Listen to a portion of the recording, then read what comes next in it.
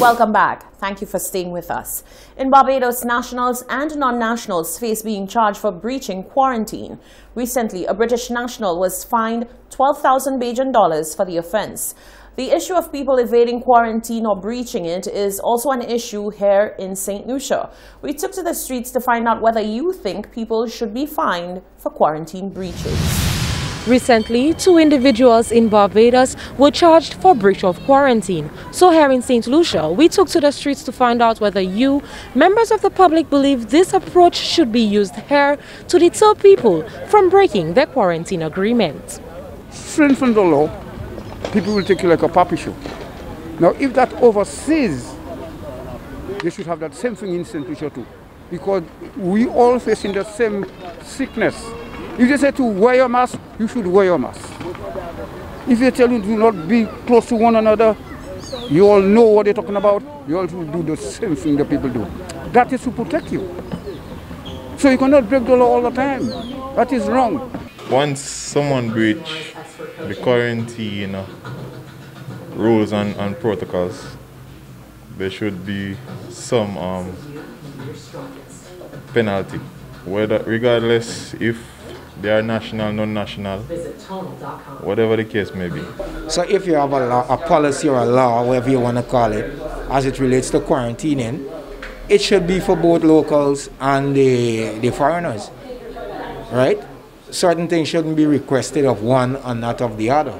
Because as long as you move via plane, sea, what have you, you must reach your criteria, which is being quarantined and doing your coronavirus test, etc. Definitely. I mean, the law is the law. We are not above the law, none of us. If the people them say stay in quarantine and you come out, you're supposed to get charged, because that's the law. And anybody break the law will have to pay. Could be who? Even the Prime Minister self too, he will have to pay too.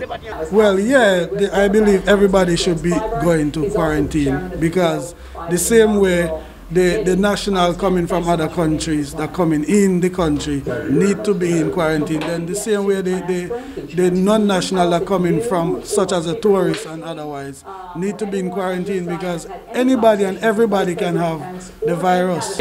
There should be some action taken against persons who deliberately break quarantine and violate the quarantine rules, you know, because of course there are consequences for me and you and everybody else. So of course it's a violation. You break the quarantine, but like you escape jail. So you should be caught, charged and dealt with in accordance with the law. And those were your responses. Reporting for Hot 7 News, I am Genevieve Gonzague. The Eastern Caribbean Central Bank is experiencing the largest shock on record. That's according to its governor, Timothy Antoine. A decline of 16.2% was projected for the Eastern Caribbean Currency Union, ECCU, in 2020, as governments continued to grapple with significantly lower revenue while expending considerable amounts on COVID-19 response measures. The governor says that despite this, the ECCU remains resilient in the face of adversity. Despite the economic and financial fallout occasioned by the pandemic, our countries have responded relatively well, and our region is thankful that we have experienced only a small number of deaths. Additionally, we are grateful to have been spared the ravages of major hurricanes. Once again, we placed on record our profound gratitude to all our frontline warriors in healthcare, together with security, border control, and essential workers, including the media. The ECCB did, however, predict that the ECCU will bounce back from the current situation. Antoine highlighted some of the ECCB's plans for the future. We project the ECCU will grow by 5% next year as tourism, a dominant export, slowly recovers. The ECCB will implement the Program of Action for Recovery, Resilience and Transformation approved by the Monetary Council in October. Key actions include boosting food and nutrition security, increasing our use of renewable energy, and accelerating digital transformation. The central bank is also scheduled to unveil its 5-year strategic plan. When the second school term opens on Monday, the 11th of January, there will be rigid guidelines for janitorial staff to follow to ensure the health and safety of all.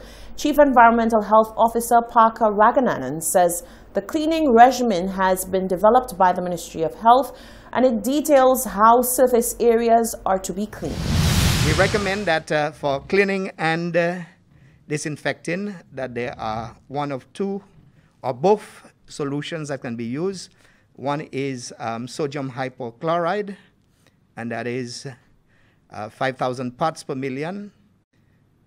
Generally, you find sodium hypochlorite in household bleach, or ethyl alcohol, 70% alcohol can be used as well. And there may be areas where you cannot use bleach, but you may be able to use the alcohol, and that has to be determined as well.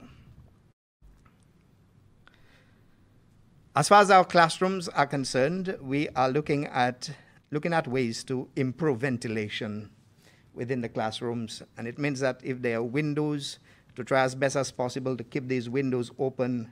If there are louvers, keep them open. Ensure that there is a constant exchange of air and there's adequate airflow within the classroom setting. If there are some buildings that are air conditioned, then we need to ensure that these rooms are adequately aired out. Proper garbage disposal is also being advocated. We are asking that attention be paid for regular removal and disposal of garbage, because we recognize that some of the garbage may be a little infectious depending as to what is in there. You may have persons who dispose face masks and so forth. Therefore, we are asking for special consideration be given to the management of solid waste on the school environment and on the campus. School janitors reported for duty from the 28th of December to ensure proper cleaning and sanitizing of schools. The staff lounge of the respiratory hospital received a much-needed facelift. Fennell Neptune tells us more in this report. The main staff lounge of the respiratory hospital experienced a complete redesign aimed at creating a more relaxed and comfortable area for the staff. The initiative sought to express gratitude to the hard-working staff of the respiratory hospital during the COVID-19 pandemic. Writing Legends, a youth development social enterprise, undertook the initiative of a redesign.